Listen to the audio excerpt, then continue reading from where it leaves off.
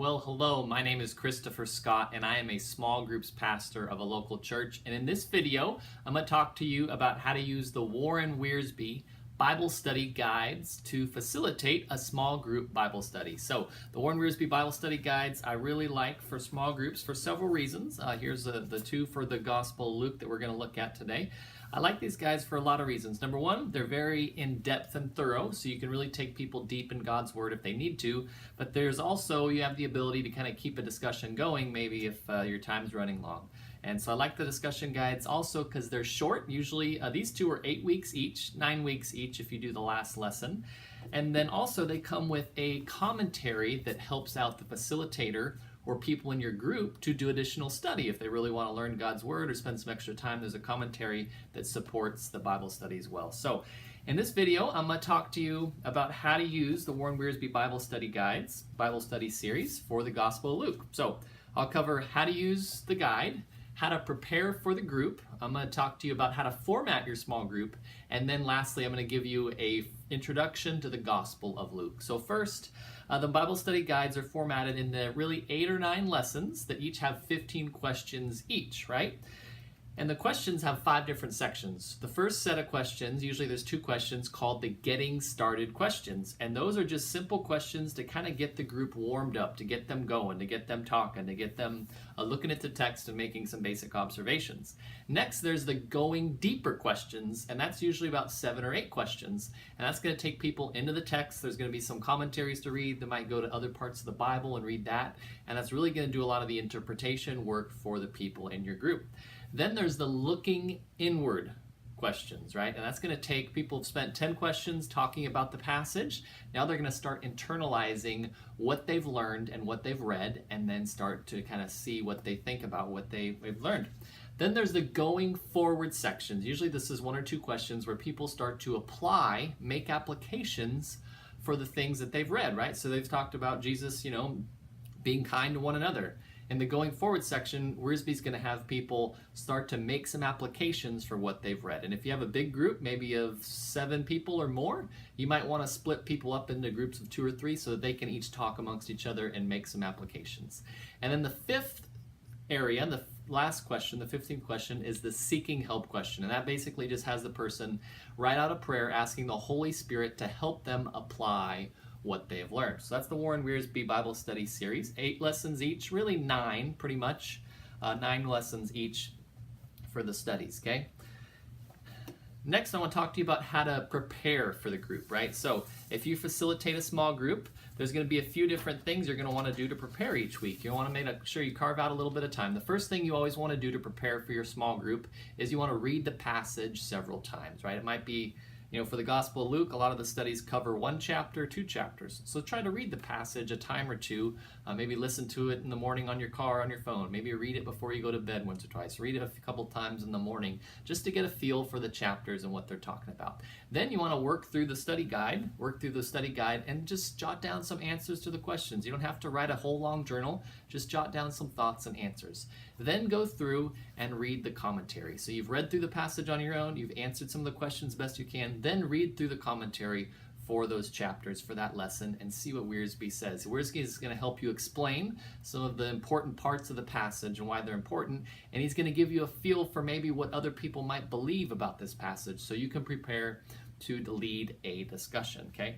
Then lastly, after you've read the passage a few times, you've answered the questions, you've read the commentary, go back through your questions and see if there's anything else you might like to add or change or think about as you prepare to facilitate the group, okay? So we've talked about how the group uses the Bible study, how you prepare for the Bible study. Now I want to tell you about how to format your small group. In our church, our senior pastor has always taught me to have our groups start with the unifying question. The unifying question just basically says, once the group begins, start by asking everybody, what did they take away from the sermon over the weekend at the church? What did they take away from the teaching? What stood out to them? What did they learn? What did they hear? What have they applied? And if your group meets on a Tuesday or Wednesday, this is important because they might have already forgotten what they learned on Sunday and what they're supposed to be applying to their lives. So that's the main reason. We want people to be applying what they learned at church over the weekend. Additionally, you might need to clarify some things for people from the passage or from the sermon, or you also want your small group to complement the things that church is doing on the weekend. You don't want your small group to replace the large church gathering, right? We want people to be attending church on the weekend and also to be in a small group. So you want to start with the unifying question. Next, you want to read the passage or the chapter, right? So when you're going through Luke, usually there's 1 or 2 chapters. People might not want to read that much. So you can pull like the Wiersbe Bible app open or something like that and then have it read it to the group if you want. And never call on somebody to read that you don't know is a good reader. Like for me, usually if it's a new group, I just read the passage until I start to notice some people that like to read, and then I'll call on them to read. So number 1, you want to do the unifying question. Number 2, read the passage or have it read through your phone app or something like that. Number 3, third thing you want to do is to walk through the questions, right? And there's 15 questions for each lesson, so there's quite a bit.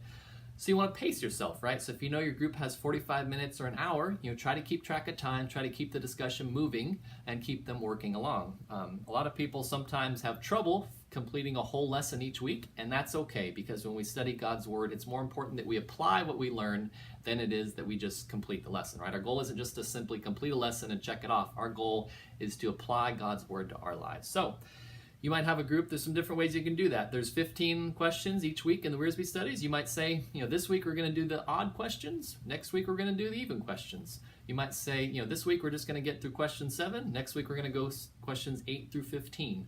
You might have a group that maybe only gets to question 7 or 8, and then you just skip to the last 2 application questions. That's okay, as long as you're consistent in your group and you're allowing them to talk about the questions, not rushing them, but also keeping them along and keeping them on topic. That's the important thing. And it's good that number 1, you know your lesson, that way you can facilitate. And then 2, you need to, keep people in your group up to date. So if someone misses a week, you need to make sure you let that person know what lesson you're in so that they can read the passage and they can work through the Bible study before coming, right? So you might want to have someone in your group that communicates that every single week. Hey guys, we completed the first 6 questions this week. Next week we're going to complete the last 9 questions. Maybe someone in your group can be the communication person to keep everybody updated with what you're studying in your group, okay? So that's how a group uses the Warren Wiersbe Bible Study Guides. That's how someone prepares to facilitate. That's how to format your group. Now I want to give you a brief introduction to the Gospel of Luke, right? So the Gospel of Luke is the third of 4 Gospels, Matthew, Mark, Luke, and John. There's only 2 of the Gospel writers that were eyewitnesses of Jesus, right? This is important to know. There's only 2 of those 4 Gospel writers actually saw Jesus and walked with him, okay? Matthew and John, the bookends, Matthew, Mark, Luke, and John. Matthew and John were eyewitnesses and disciples of Jesus. Mark and Luke were guys that knew people that knew Jesus. And Luke's gospel is primarily a historical and researched account of Jesus' life, right? So Luke was a doctor. We know that from Paul's letter to the Colossians. Colossians 4:14 says that Luke was a physician or doctor. So he was a sharp guy. He knew stuff. He knew language. He knew Greek. His Greek is very complex. And he uses a lot of words, a lot of unique words, because he's trying to be very precise in what he's saying, okay? And we know that Luke got his material from a lot of different sources, and he was a companion of the Apostle Paul. So in Acts chapter 16, verse 10, Luke wrote both the Gospel of Luke and the book of Acts. I'll talk about why we know that later. But in Acts 16, chapter 10, Luke starts to say we when talking about Paul and his companions. So up until chapter 16:10, before that, Luke would say Paul and his friends went here, Paul and his friends went there, Paul and his friends went there. And then in Acts 16:10, he says, we went there, we traveled here, we said this, we did this. And it seems to be that's where Luke becomes a companion of Paul, a believer, and got to learn about the gospel and research the gospel, okay? So the author of the Gospel of Luke is Luke, but how do we know that, right? There's nothing in the gospel that tells us he wrote it, right? He doesn't tell us anything like that. But we know from history, early church history, that pretty much everybody who talked about who wrote this gospel ascribed it to Luke, this man named Luke, right? So guys like Irenaeus, Clement of Alexandria, Origen, Tertullian, the Muratorian Canon, which is a group of books, and the Anti-Marcionate prologue to Luke, right? These are some complex and old documents that all describe Luke being the author of the Gospel of Luke and Acts. And people always seem to put them in the same boat. They were both together, written by the same man. And probably written by the same man, a lot of people made that assumption because he writes them to the same people, right? In Luke, the first couple verses says, I write this to dear Theophilus, right? This man, this wealthy Gentile man who wanted to probably learn about Jesus and produce a historical account, commissions Luke to write this. So Theophilus is mentioned in the Gospel of Luke and Acts as a Gentile, right? And that's probably who Luke wrote this to, was primarily Gentiles, right? He was a Gentile writing to Gentiles. The date of the gospel is in 60s AD, somewhere in there, right? So we know Jesus died about 33 to 36 AD. The last book of the Bible was written in 95 AD by John. So we're right kind of about in the middle there. An outline of the book of Luke is given by Warren Wiersbe in his commentary that I really like. He talks about the first 4 verses of Luke are the preface, right? Just the introduction. Then there's the journey from heaven to earth for Jesus Christ that's talked about in Luke 1:5 to 4:13, okay? The journey from heaven to earth, how Jesus was born, pretty much. Then the third section is the journey through Galilee, and that's in Luke 4:14 through 9:17, right? The journey through Galilee. And then starting in 9:18 through 19:27, chapter 19, verse 27, is the journey to Jerusalem, okay? And then there's the ministry in Jerusalem from Luke 19:28 all the way to the end of chapter 24, right? And I think there's an important verse that Wiersbe doesn't mention is Luke 9:51, right? Which is kind of like a pivot verse in this gospel where it says Jesus was doing this, he was doing this, and then in 9:51, Luke chapter 9, verse 51, it says Jesus resolutely turned his face towards Jerusalem and started heading towards Jerusalem, meaning his ministry kind of shifts. Now he's no longer working with the people. He's starting to look towards Jerusalem and what he's going to do on the cross in Jerusalem for dying for our sins. So that's Luke 9:51, just an important verse that you want to look at and mention in your group. A key verse for the book of Luke is chapter 19, verse 10. Warren Wiersbe says is the key verse, chapter 19, verse 10, where Luke says that Jesus said, "For the Son of Man came to seek and save those who are lost." The Son of Man came to seek and save those who are lost. And that's Jesus' goal, was to save those who are lost, and that seems to be why Luke is writing, to try to describe how Jesus came to save those who are lost. The theme of the Gospel of Luke, according to Warren Wiersbe, is our Lord's journey as the Son of Man, right? And that's a big theme in the Gospel of Luke that Luke uses a lot, the term Son of Man, Son of Man, Son of Man, emphasizing Jesus' humanness as one of us that died for our sins.